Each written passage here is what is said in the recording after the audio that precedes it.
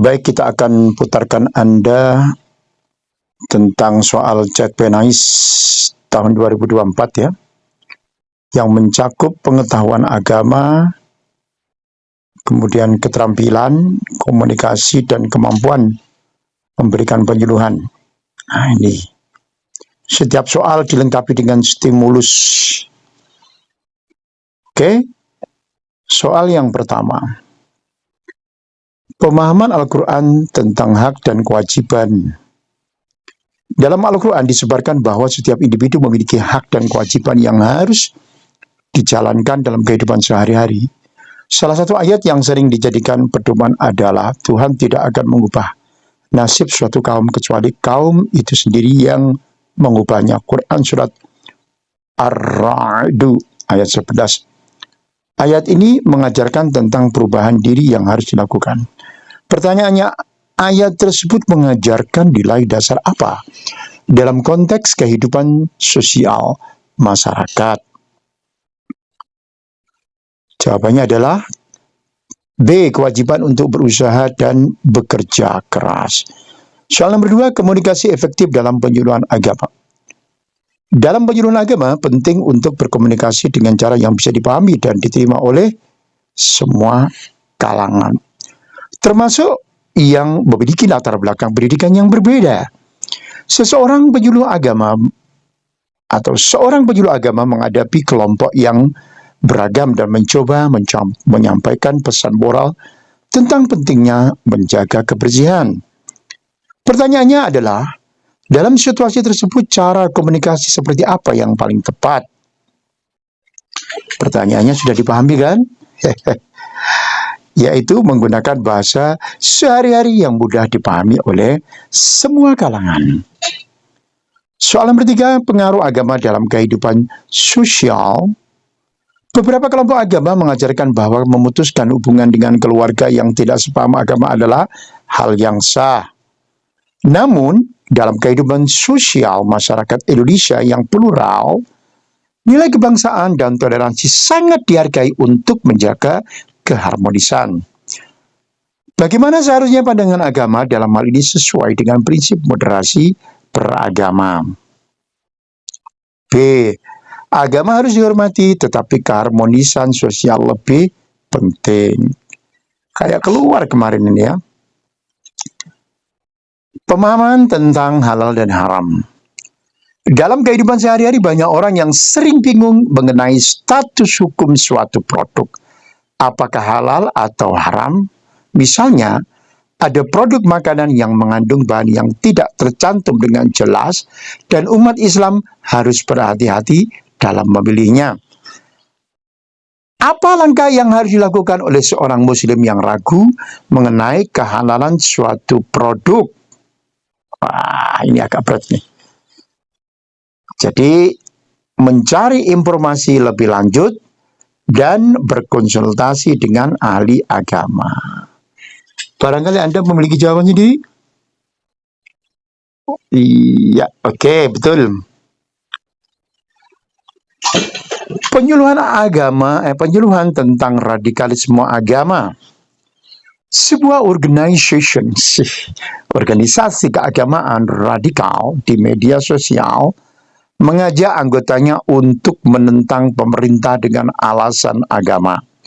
Beberapa anggota muda mulai terpengaruh dengan ajakan tersebut dan mulai menyebarkan pandangan yang ekstrim. Sebagai seorang penyuluh agama, apa yang harus dilakukan untuk mengatasi radikalisasi agama tersebut? Menyebarkan pesan-pesan damai dan moderat melalui kanal yang sama. Soal selanjutnya, soal pengaruh media sosial dalam penyuluhan agama.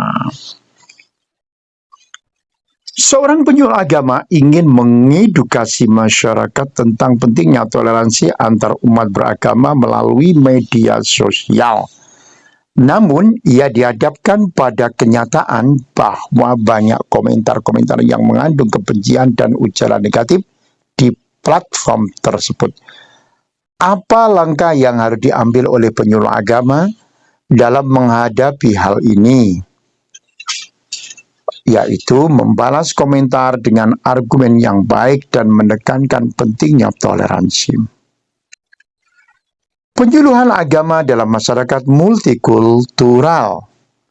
Di sebuah kota besar yang multikultural, seorang penyuluh agama diminta untuk memberikan ceramah tentang pentingnya menjaga kerukunan antar umat beragama. Namun ia merasa kesulitan karena ada beberapa kelompok yang tidak sepakat dengan cara penyuluhannya. Apa yang seharusnya dilakukan oleh penyuluh agama untuk mengatasi tantangan tersebut?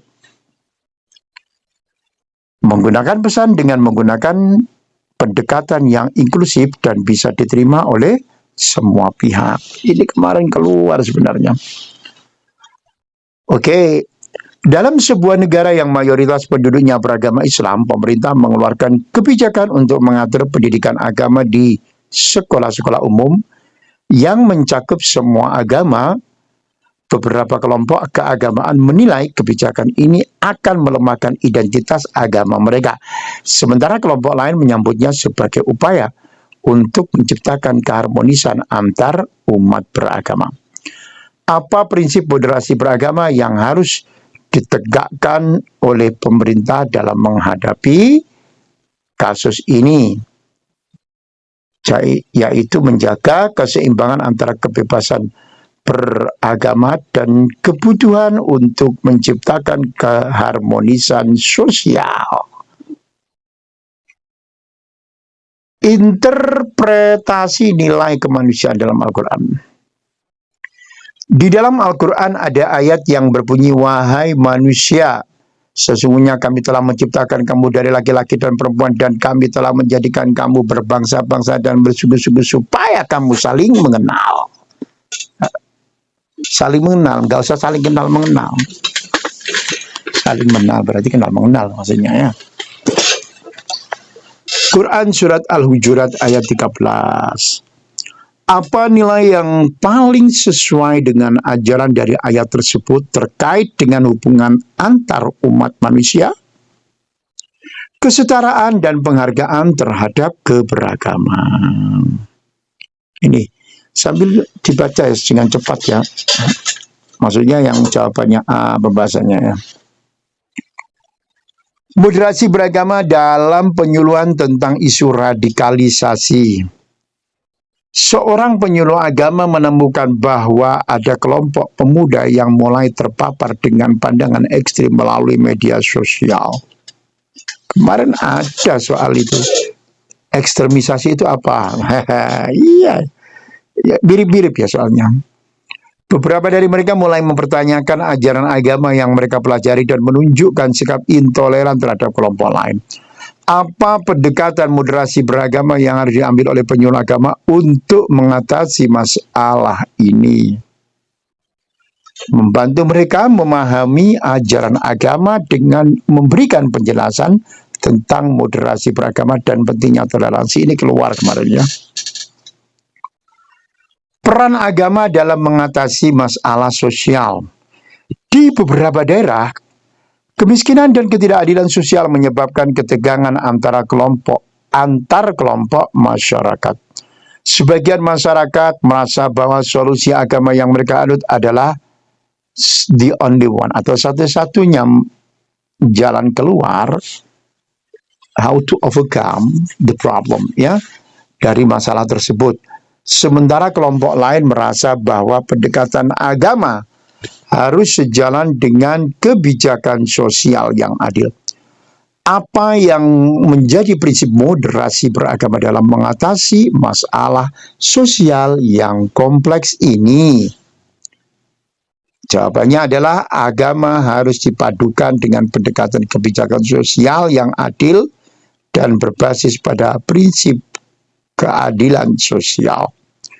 Prinsip kemaslahatan umat dalam ajaran Islam. Nah, stimulusnya, dalam Islam prinsip kemaslahatan umum menjadi pedoman penting dalam pengambilan keputusan yang menyangkut kepentingan umat. Misalnya, dalam pengelolaan sumber daya alam dan pembangunan yang berkelanjutan, pemimpin agama dan masyarakat diminta untuk mempertimbangkan dampak jangka panjang terhadap umat dan lingkungan. Apa prinsip moderasi beragama yang diterapkan dalam pengelolaan sumber daya alam sesuai dengan ajaran Islam? Jawabannya B. Pengelolaan sumber daya alam harus dilakukan dengan memperhatikan kemaslahatan umum dan berkelanjutan untuk generasi mendatang. Seorang penyuluh agama dihadapkan dalam fenomena meningkatnya penyebaran pandangan radikal di media sosial. Banyak dari kelompok tersebut mengajarkan bahwa keberagaman agama bertentangan dengan prinsip-prinsip keimanan yang betul. Penyuluh agama memutuskan untuk menyelenggarakan penyuluhan di komunitas media sosial untuk menanggulangi hal ini. Apa pendekatan terbaik yang harus diambil oleh penyuluh agama dalam penyuluhan ini? Berdasarkan prinsip moderasi beragama,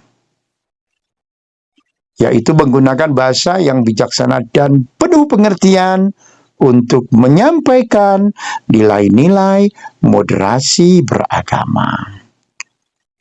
Di sebuah sekolah ada isu ketegangan antara siswa dari berbagai agama karena kurangnya pemahaman tentang ajaran agama masing-masing. Salah satu cara yang diusulkan adalah memberikan pendidikan agama yang menekankan pada prinsip toleransi dan saling menghargai.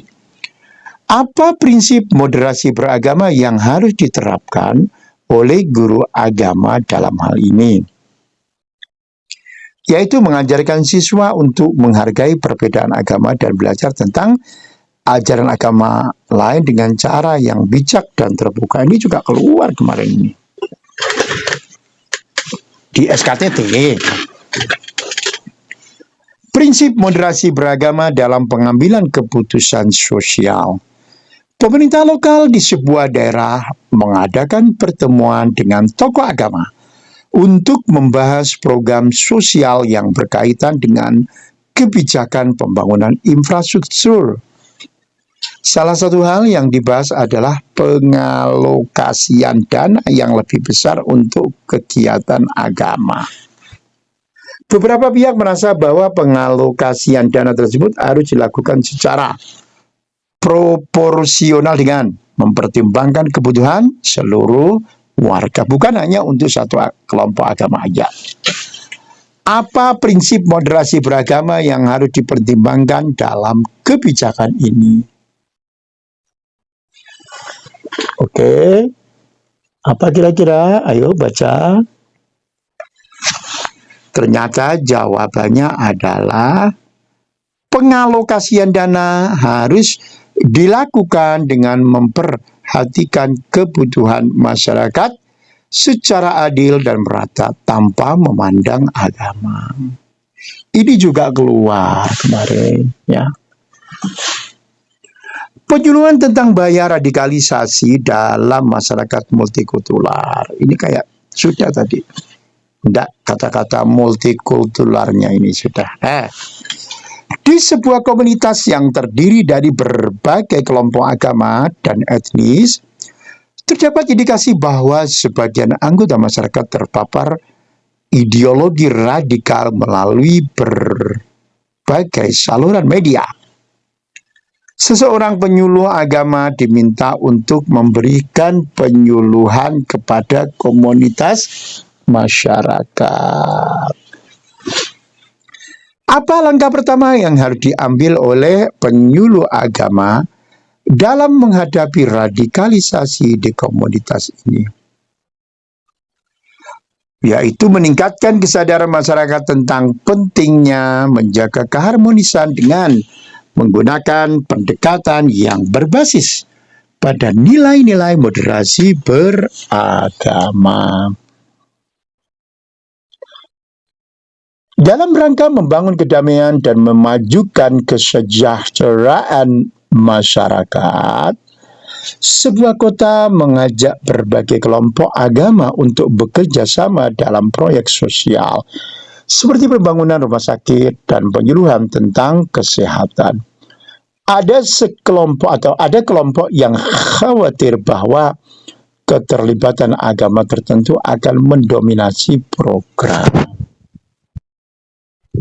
Bagaimana prinsip moderasi beragama diterapkan dalam kerja sama antar agama dalam proyek sosial ini, ya, yaitu kerjasama antar agama harus didasarkan pada kesetaraan, menghindari dominasi satu agama dan mengutamakan kesejahteraan bersama.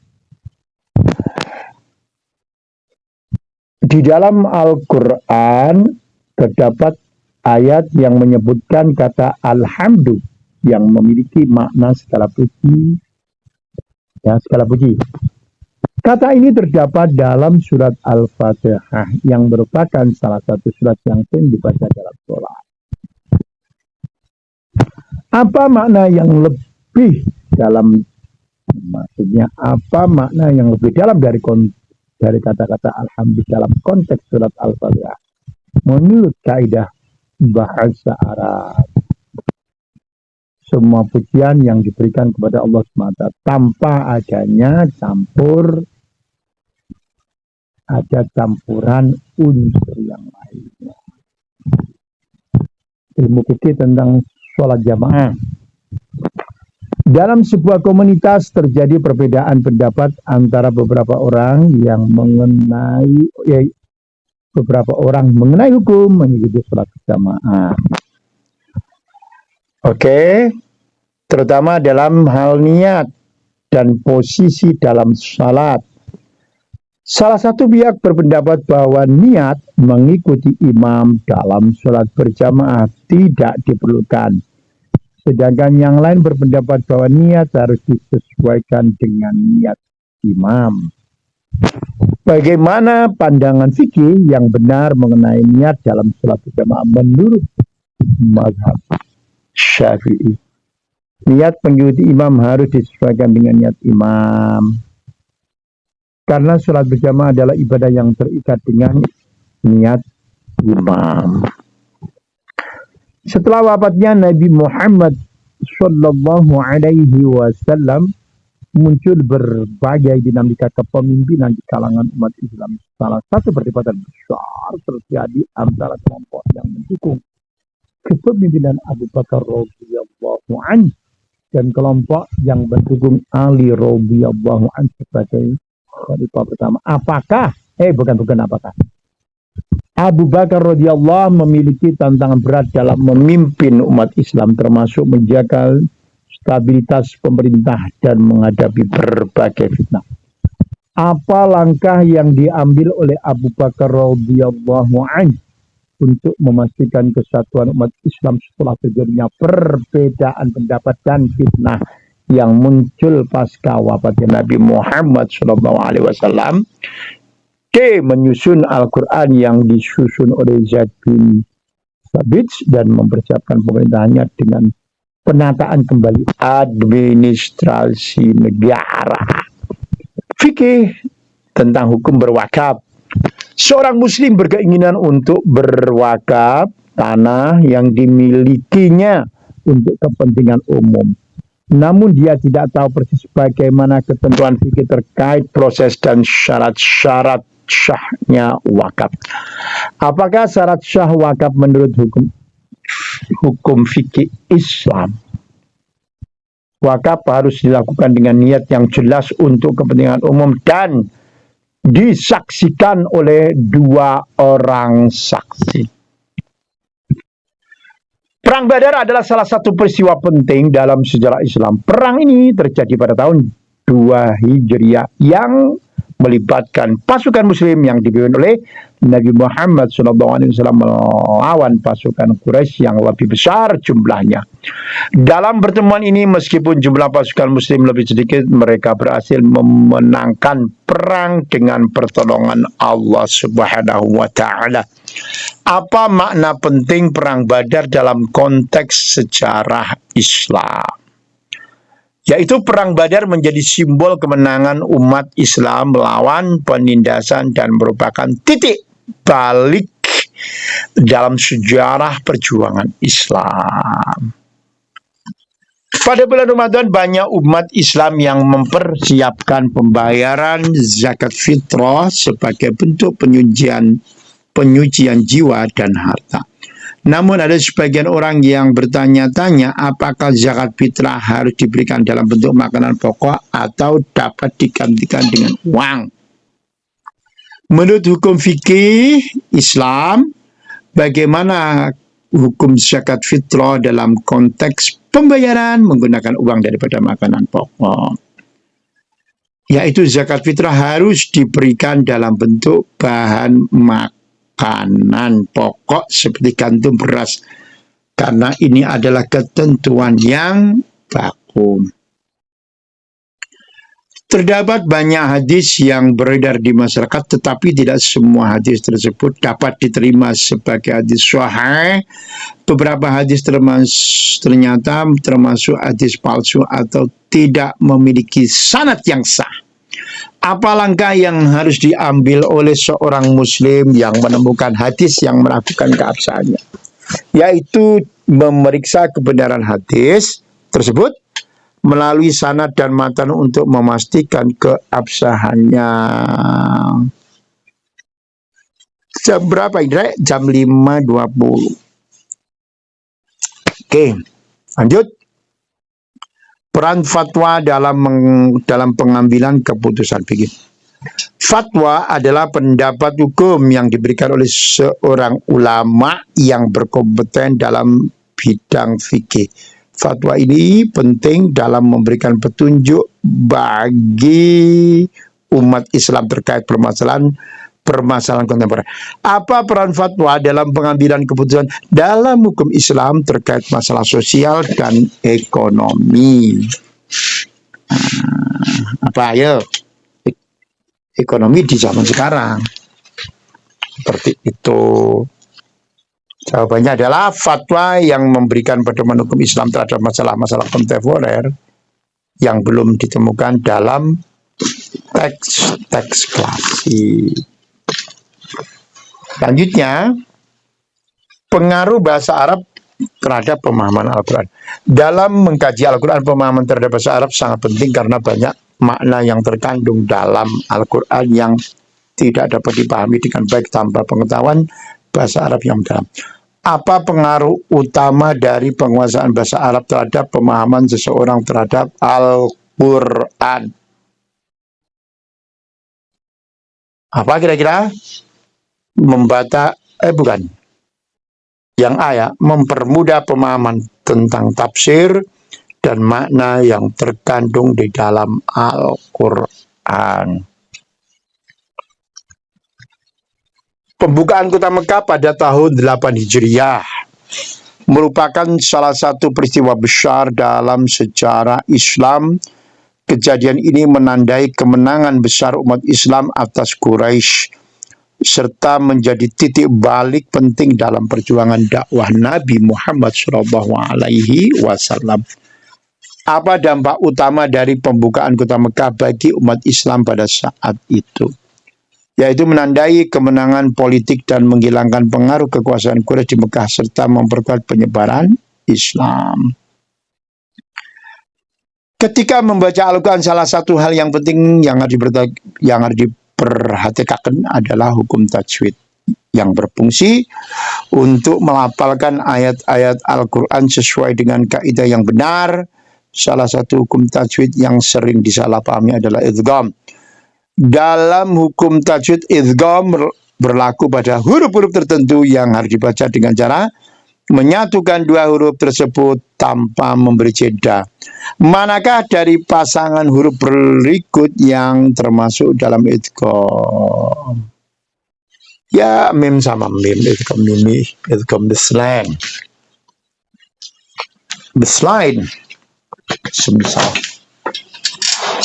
sama-sama mim dengan mim. Lanjut dulur. Dalam Al-Quran, konsep tauhid menjadi dasar dari ajaran Islam.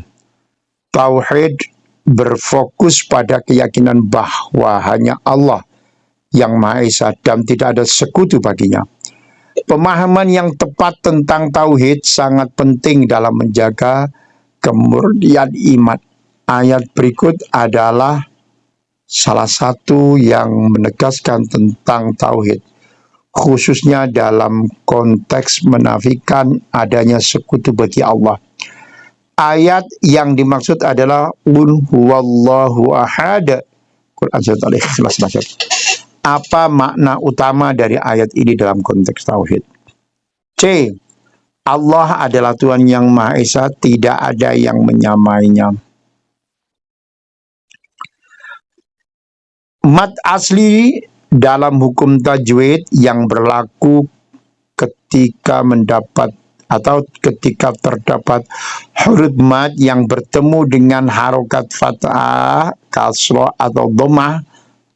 Pada beberapa kasus mad asli dibaca lebih panjang, yaitu sepanjang 2 harokat.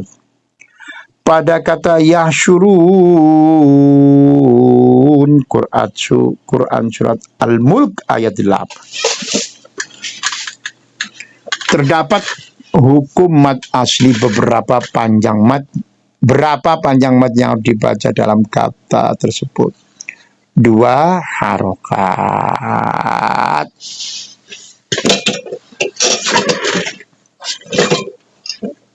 Lanjut. Tauhid sebagai konsep utama dalam ajaran Islam terbagi dalam 3 kategori utama, yaitu tauhid rububiyah, tauhid uluhiyah, dan tauhid asma wa sifat. Ketiga kategori ini menjelaskan tentang keyakinan terhadap kekuasaan Allah, ibadah yang hanya untuknya, dan sifat-sifatnya yang sempurna. Manakah dari berikut ini yang merupakan definisi yang tepat untuk tauhid uluhiyah? Tauhid uluhiyah itu apa? Keyakinan bahwa hanya Allah yang berhak untuk disembah dan ibadahnya hanya ditujukan kepadanya. Ini mencakup segala bentuk ibadah seperti doa, sholat, dan amal soleh. Berarti jawaban yang pas adalah keyakinan bahwa hanya Allah yang berhak untuk disembah. Mad memiliki peran penting dalam menjaga keabsahan makna dalam bacaan Al-Quran. Hukum mad yang diterapkan dapat mempengaruhi panjang pendeknya bacaan tersebut, mempengaruhi pengucapan huruf-huruf tertentu. Pertanyaannya, dalam membaca Al-Quran, bagaimana hukum mad yang berlaku pada ayat wa idza quri'al Qur'an fastami'u lah. Baca lagi ini, saya perbesar ya. Wa idza quri'al Qur'anu fastami'u lah. Quran surat Al-A'raf ayat berapa? 204. Wa ansitu.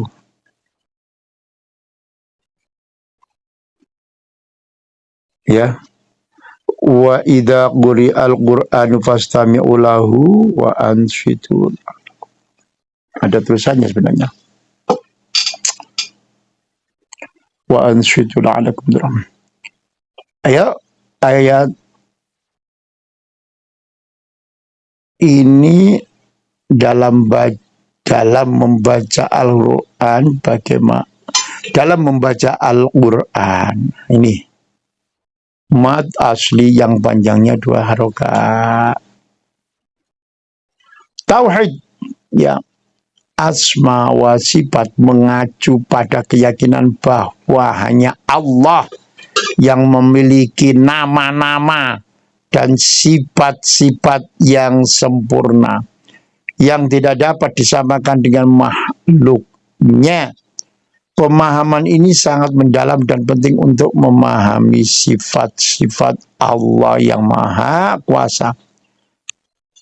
Pertanyaan, salah satu sifat Allah yang terkandung dalam Al-Quran adalah Al-Basir. Apa makna dari sifat Al-Basir ini dalam konteks tauhid asma wa sifat? Apa ayo? Allah Maha melihat segala sesuatu secara sempurna. Pada hukum tajwid, ikhfa syafawi adalah salah satu hukum yang terjadi ketika ada nun bertemu dengan huruf ba. Apa iya? Ikhfa syafawi itu biasanya mim ya. Terjadi ketika ada mim bertemu dengan huruf ba. Hukum ini melibatkan perubahan suara untuk menghindari pengucapan yang kurang jelas. Oke. Bagaimana cara yang benar dalam membaca apa ini? Nabiyan dalam surat Al-Ahzab 40 dengan hukum tajwid ikhfa syafawi.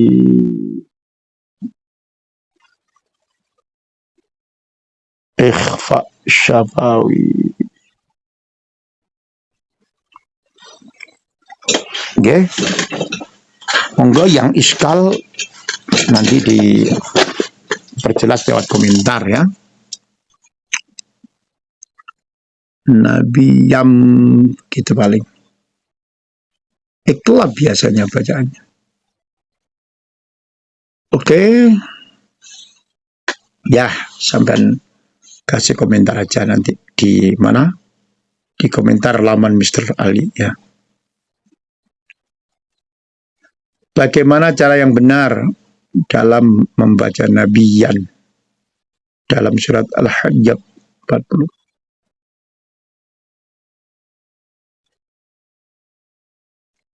Membaca nun sukun dengan suara samar mendekati ba.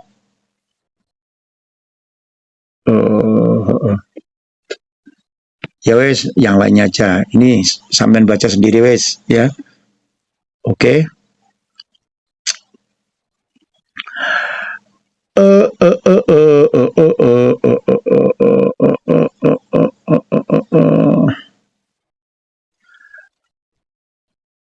Dalam sebuah sesi penyuluhan agama, ini yang penting ini, yang hebat ini.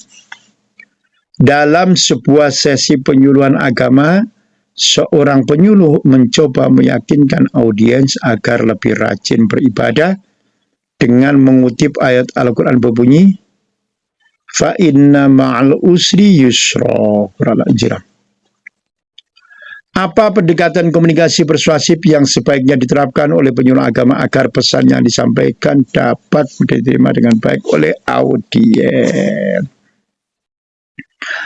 Yaitu menyajikan pesan dengan menunjukkan manfaat langsung dari ibadah serta memberikan penjelasan tentang kemudahan yang Allah berikan setelah kesulitan. Seorang penyuluh agama melakukan penyuluhan tentang pentingnya menjaga kesehatan mental dalam Islam. Namun audiens yang hadir lebih banyak yang tidak memahami bagaimana kaitan antara agama dan kesehatan mental. Penyuluh memutuskan untuk membuka diskusi agar audiens dapat lebih memahami. Apa langkah pertama yang harus diambil oleh penyuluh untuk memulai diskusi yang efektif terkait dengan topik ini? Membuka ruang untuk audiens berbagi pengalaman atau pandangan mereka terkait kesehatan mental agar lebih terlihat dalam diskusi. Ya. Baik.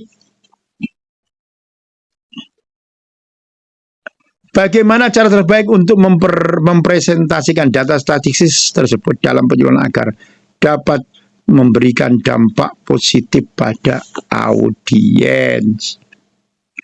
Ya, menghubungkan data statistik dengan ajaran agama Islam tentang kewajiban zakat dan sedekah serta menunjukkan dampak positif yang dapat tercapai.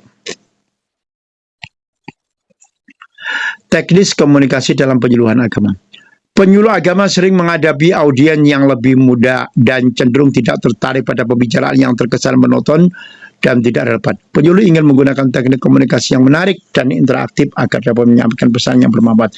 Teknik komunikasi yang paling tepat untuk digunakan dalam situasi ini adalah menggunakan humor dan cerita yang relevan dengan kehidupan sehari-hari audiens serta mengundang pertanyaan dari mereka. Seorang penyuluh agama menghadapi audiens yang memiliki pandangan agama yang berbeda, namun penyuluh tetap ingin menyampaikan pesan yang sesuai dengan ajaran Islam tanpa menyinggung perasaan audiens. Apa yang sebaiknya dilakukan oleh penyuluh agar tetap menjaga etika komunikasi dalam situasi tersebut? Jawabannya adalah menyampaikan pesan dengan cara yang lembut, penuh penghormatan, dan menghargai perbedaan pandangan. Oke. Selanjutnya, seorang penyuluh agama ingin memperluas jangkauan pesan melalui media sosial. Dia memiliki akun Instagram yang diikuti oleh ribuan orang dan ingin menyampaikan pesan tentang pentingnya menjaga ukhuwah Islamiyah. Apa strategi terbaik yang bisa diterapkan oleh penyuluh agama dalam menggunakan media sosial untuk penyuluhan agama? Apa yuk? Menggunakan gambar, video, dan caption yang relevan dengan tema ukhuwah Islamiyah serta mengajak audiens untuk berinteraksi. Penyuluh agama dengan menggunakan pendekatan rasional. Seorang penyuluh agama ingin memberikan penyuluhan tentang pentingnya beribadah dengan ikhlas. Penyuluh memutuskan untuk memberikan pendekatan rasional dengan mengaitkan ikhlas dengan manfaat psikologis bagi individu. Apa pendekatan rasional yang paling tepat dalam menjelaskan pentingnya beribadah dengan ikhlas kepada audiens? Jawabannya adalah yang A ya, menekankan bahwa beribadah dengan ikhlas akan memberikan ketenangan jiwa dan mengurangi stres serta merupakan kunci kebahagiaan dunia dan akhirat. Banyak ya soal-soal yang mengurangi stres. Itu ternyata jawabannya ya. Kita menuju ke soal selanjutnya.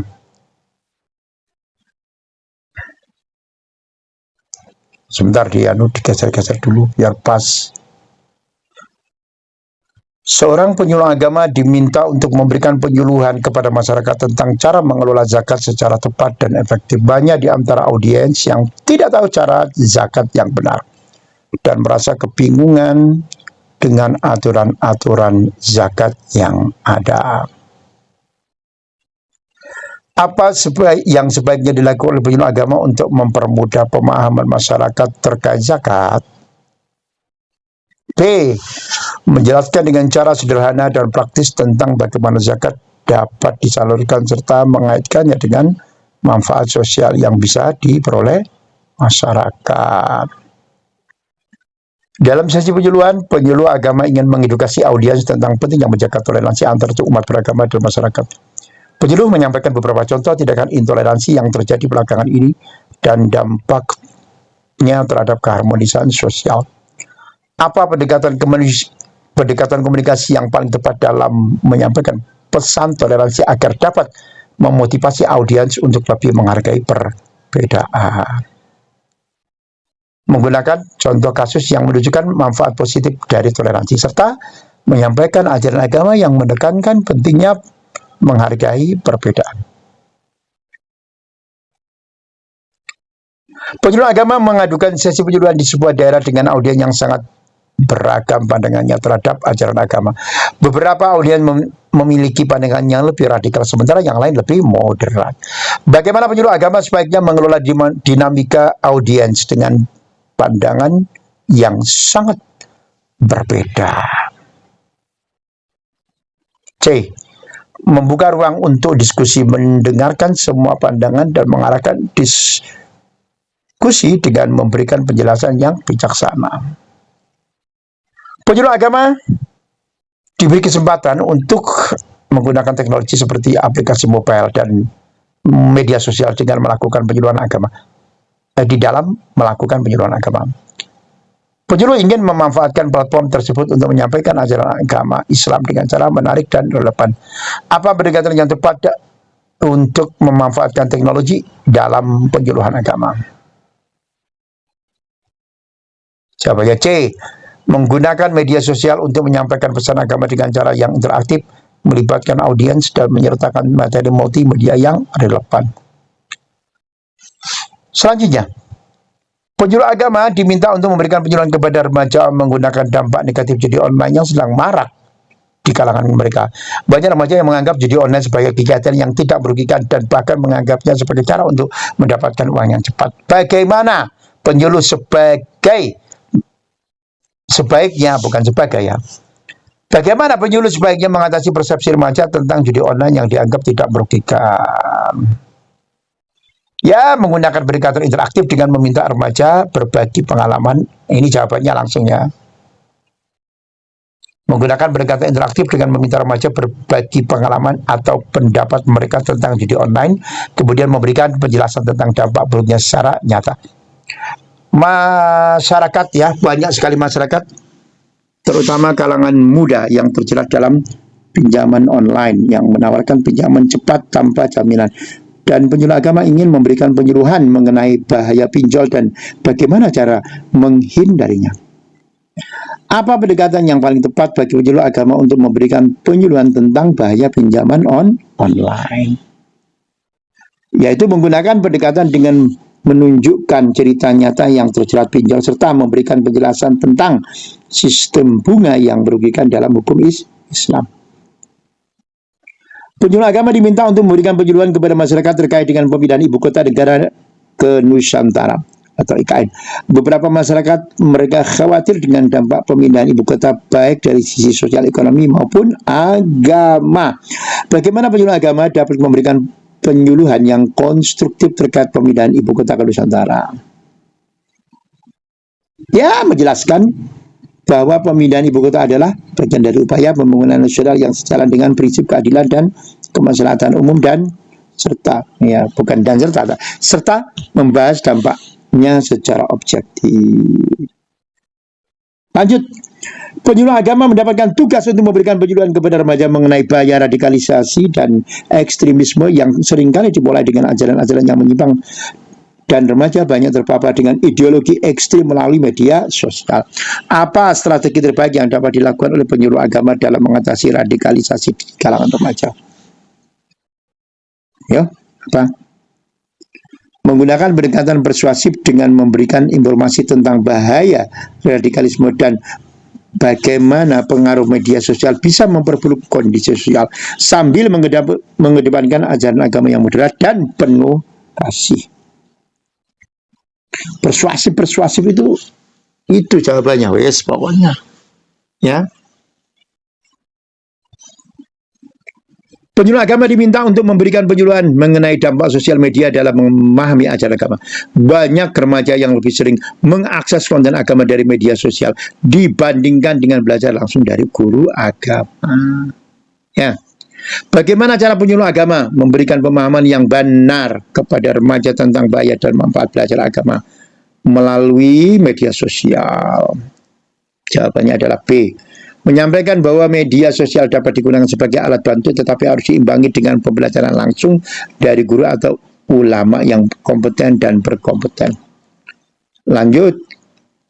Penyuluh agama diminta untuk memberikan penyuluhan kepada remaja yang kecanduan game online. Remaja ini menghabiskan sebagian besar waktu mereka untuk bermain game, mengabaikan kewajiban sekolah dan hubungan sosial dengan teman-temannya. Bagaimana penyuluh agama sebaiknya menyampaikan pesan tentang dampak negatif bermain game secara berlebihan kepada remaja? B. Menggunakan pendekatan yang persuasif dengan menjelaskan dampak negatif dari kecanduan game terhadap kehidupan sosial dan akademik, serta memberikan alternatif yang bermanfaat. Persuasif lagi. Pokoknya ada kata persuasif, siapa yang baca itu dulu. Penyuluhan tentang pengaruh media sosial terhadap perilaku remaja. Penyuluh agama mendapatkan tugas untuk memberikan penyuluhan tentang dampak negatif media sosial terhadap perilaku remaja. Banyak remaja yang terpengaruh oleh tren di media sosial seperti gaya hidup hedonis dan pergaulan bebas yang berpotensi merusak karakter mereka. Bagaimana penyuluh agama sebaiknya menyampaikan pesan tentang bahaya pengaruh media sosial pada perilaku remaja? B. Memberikan penjelasan tentang bahaya konten yang merusak dan mengajarkan remaja untuk menggunakan media sosial secara positif dan produktif serta menjaga etika dan moralitas. Seorang remaja menghabiskan lebih dari 6 jam sehari untuk bermain game online yang mengakibatkan terganggunya waktu belajar dan ibadahnya. Penyuluh agama ingin memberikan penyuluhan untuk membantu remaja tersebut mengelola waktunya dengan lebih baik. Apa yang sebaiknya dilakukan penyuluh agama untuk mengatasi masalah tersebut? Apa yuk? B. Memberikan pendekatan yang bijaksana dengan menunjukkan akibat buruk dari kecanduan game serta memberikan cara untuk mengatur waktu agar tetap seimbang antara ibadah, belajar dan bermain. Ya, narkolema itu narkoba lewat mata. Bahaya juga dulu. Lanjut, banyak remaja yang terpapar informasi salah atau hoax melalui media sosial yang dapat mempengaruhi pandangan mereka terhadap isu-isu penting yang seperti politik, agama dan sosial. Penyuluh agama diminta untuk memberikan penyuluhan mengenai cara menyaring informasi di media sosial. Ini keluar kemarin kayaknya.